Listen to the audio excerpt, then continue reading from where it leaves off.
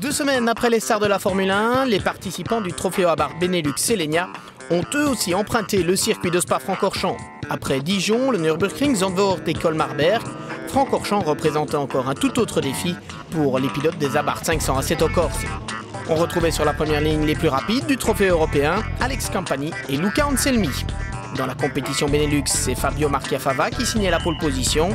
Deuxième, l'invité du week-end Michael Schmetz devançait le luxembourgeois Loris Sensetti, le leader du championnat. Dès l'extinction des feux, la lutte faisait rage en tête de la course avec Alex Campani et Luca Anselmi s'échappant rapidement du reste de la meute. Il est vrai aussi que les pilotes du trophée européen disposent de la version 695 de l'Abarth Assetto Corse, plus performante que la version 500 du trophée Benelux. Derrière les leaders, c'était déjà serré entre Michael Schmetz, Fabio Marchiafava et Loris Sensetti, soit les meneurs de la compétition Benelux. On revit le départ à bord de la voiture de Fabio Marchiafava.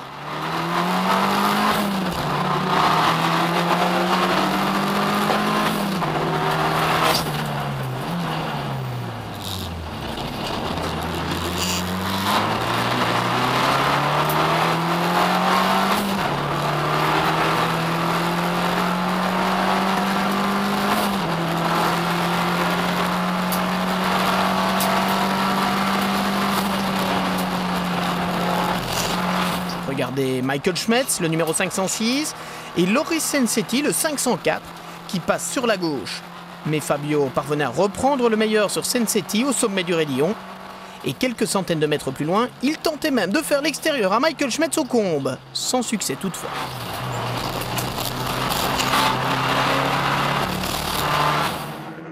À la fin du premier tour, c'est donc Michael Schmetz qui menait le peloton du trophée Benelux devant Fabio Marchiafava et Loris Sensetti. Très rapide, comme il l'avait prouvé lors des essais qualificatifs, Fabio Marchiafava revenait peu à peu sur Michael Schmetz. Légèrement en retrait, Loris Sensetti parvenait toutefois à rester au contact avec les deux leaders. Sur une piste encore un peu grasse, c'était parfois chaud, très chaud même.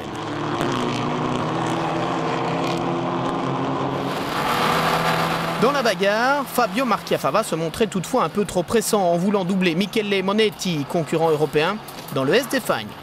Ce contact entre les deux protagonistes, on voyait en effet l'Italien en tête à queue. C'est également un accrochage qui allait être à l'origine de l'abandon de Michael Schmetz. Au freinage de l'épingle de Bruxelles, Michael se faisait toucher à l'arrière par l'Italien Jonathan Jacob.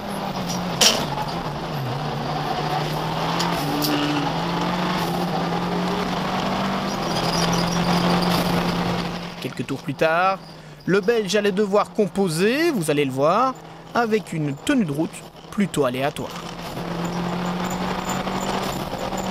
Malheureusement, je me fais percuter en première course par une voiture plus puissante.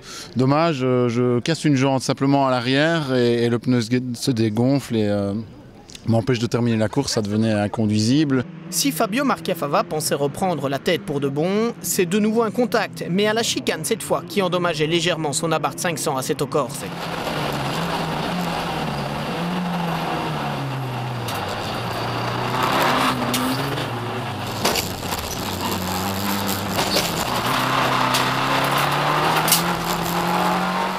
Malgré tous ses efforts, Fabio devait donc laisser la voie libre à Loris Sensetti, qui prenait le meilleur dans la montée des combes.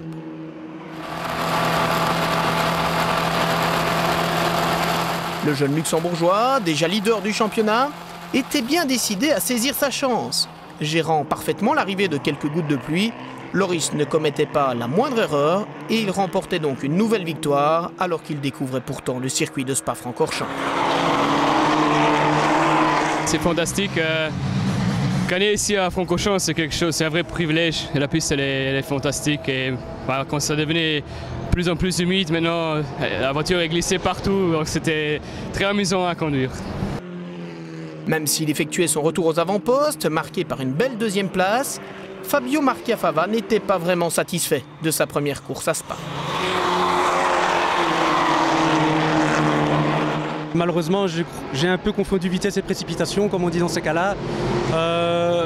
Bon, il y avait le risque qui était à distance respectable, une seconde et demie. Je savais que la moindre erreur allait se payer cash. Et voilà, j'ai voulu dépasser les Italiens sans perdre de temps parce qu'ils sont beaucoup plus rapides en ligne droite. Et le seul endroit où passer, c'était les virages. Globalement, c'est quand même un bon résultat. Je reviens de loin par rapport au Luxembourg où là, bon, c'était un accident. C'était complètement lié au réglage de la voiture. C'était du n'importe quoi. Et voilà, donc maintenant les choses reviennent un peu à la normale et je suis très content. C'était chaud pour la troisième position, avec un duel incessant entre l'anglais Darren de Mattia, d'une part, et le français Fabien Jeanblanc, d'autre part. Finalement, c'est bien le sujet de sa gracieuse majesté qui avait le dernier mot, Darren de Mattia signant là son premier podium dans le Trofeo Abarth Benelux Alenia. Ça a été une course fantastique et j'ai vraiment adoré. C'était un peu stressant en milieu de course lorsqu'il est tombé quelques gouttes sur certaines parties du circuit. Tu ne sais jamais quelle sera l'adhérence et il faut tester à chaque tour. Mais ça a vraiment été une superbe course et une belle bagarre avec Fabien. J'ai heureusement pu rester devant lui jusqu'à la fin. Mettant une pression maximale sur Darren de Mattia jusqu'au dernier mètre, Fabien Jeanblanc échouait néanmoins au pied du podium.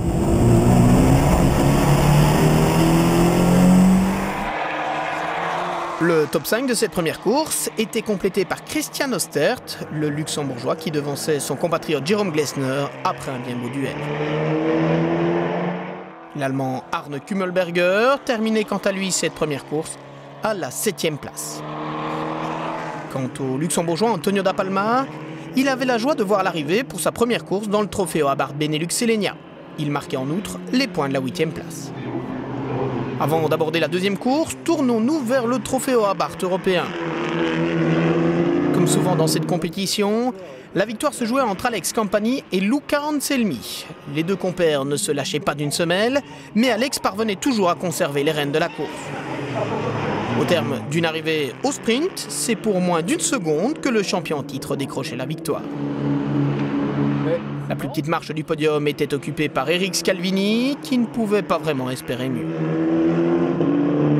Décroché en début de parcours, Jonathan Jacon se classait à la 4e place, alors que l'on notait aussi la belle course d'Emanuele Moncini, 5e du général et vainqueur du classement 500 européen. Pour la deuxième manche, disputée en fin de journée, le choix des pneumatiques ne se posait pas. Sur une piste détrempée, tous les concurrents devaient chausser des enveloppes rainurées. Un petit problème mécanique durant le tour de chauffe offrait une belle frayeur à Fabio Marchefava, mais heureusement, celui-ci pouvait finalement s'élancer normalement. Au départ, ce sont de nouveau Alex Campani et Luca Anselmi qui étaient les plus prompts à dégainer.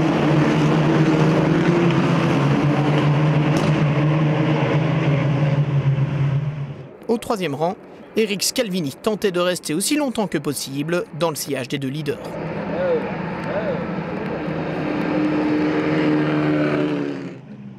Comme lors de la première manche, Alex Campani et Luca Anselmi ne vont pas se lâcher durant les 25 minutes de course.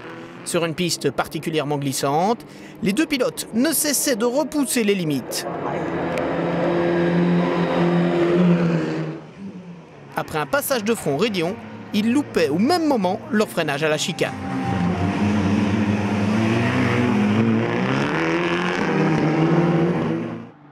Luca Anselmi prenait finalement la tête pour ne plus la lâcher et le leader du championnat s'imposait donc devant Alex Campani et Eric Scalvini.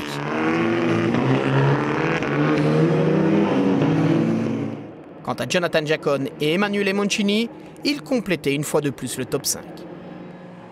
Derrière les cadors européens, mieux armés avec leur Abarth 695 Assetto Corse, les concurrents du Trofeo Benelux ont une fois encore assuré leur part de spectacle. Premier passage par la chicane, un tête-à-queue faisait d'emblée perdre beaucoup de temps à Fabien Jeanblanc.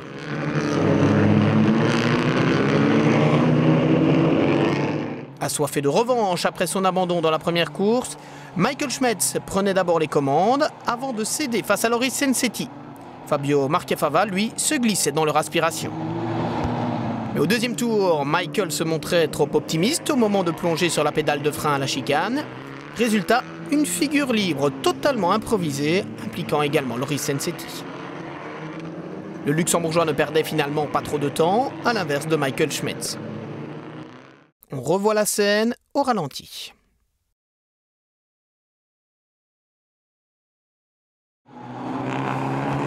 Surmotivé à l'idée d'aller chercher un titre lui tendant les bras, Loris Sensetti creusait alors rapidement l'écart sur ses petits camarades du Trofeo Benelux pour aller décrocher une deuxième victoire à Francorchamps, mais aussi et surtout un premier titre dès sa première saison en automobile. Je ne savais même pas que j'étais champion. Et oui, la course était hyper difficile, ça glissait partout. Mais j'ai réussi à la garder sur la route et c'est une grande joie maintenant. Je suis très content et j'espère de pouvoir continuer comme ça dans le futur.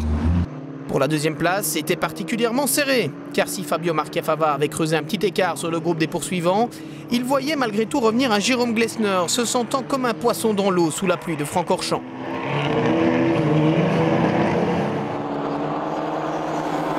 Dans le dernier tour, Jérôme tentait même une audacieuse manœuvre à la chicane et c'est lui qui décrochait la médaille d'argent après une incroyable remontée. Je suis parti assez sur la fin. Bon, ma tactique était de rester un peu vigilant sur le début pour voir ce qui se passait à l'avant. Bon, comme le résultat montre, ça a payé. Voilà, voyant que je pouvais attaquer petit à petit, la voiture était fiable. J'ai commencé à le faire. Petit à petit, j'ai remonté voiture par voiture. J'ai laissé des 6,95 dans le vent. Donc voilà, grande satisfaction. Plus le freinage au dernier virage, à la dernière chicane. Je réussis à gravir une place, donc rien à dire. Beau joueur, Fabio Marchiafava ne se montrait pas déçu d'échouer sur la plus petite marche du podium.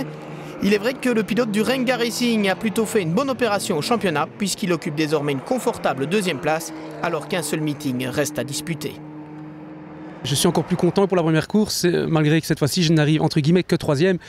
Mais voilà, avec ces conditions, on ne savait pas comment débuter avec des slicks ou des pluies, c'est un peu la loterie. En fin de course, j'étais en difficulté parce que j'avais fait 3 gros blocages et voilà, je m'en sors bien. Encore une fois, une belle lutte avec mon ami de toujours, Jérôme, toujours loyal d'ailleurs. Et je me suis fait griller au dernier virage. Même moi, ça me fait marrer, quoi. Pour sa première course dans le Trofeo Abarth Benelux Selenia, le luxembourgeois Antonio da Palma se faisait remarquer en s'emparant déjà d'une superbe 4e place finale. L'Allemand Arne Kummelberger gagnait 2 places par rapport à la première manche et il terminait cette fois à la 5e position. Avec une voiture dont la géométrie avait trop souffert dans le contact du début de course, Michael Schmetz ne pouvait faire mieux que la 6e place finale. Ça s'est pas passé comme espéré, ça c'est clair, mais agréable découverte. Ouais, super championnat, je me suis fait vraiment plaisir. Il y a beaucoup de bagarres, on ne s'ennuie jamais, ça c'est certain. Il y a du niveau. J'ai eu de belles bagarres avec Loris Sensetti et c'est un excellent pilote. Ouais. Beaucoup de plaisir à me battre avec lui. Retardés par divers incidents de course, Fabien Jeanblanc et Gilles Linster se classaient aux 7e et 8e places. Mais avec son comparse Christian Ostert, Gilles Linster garde néanmoins la 3e position du championnat. Un championnat qui se terminera lors des Belgian Masters à Zolder mi-octobre. Encore un nouveau tracé que les concurrents du Trofeo Abarth Benelux Selenia devront découvrir.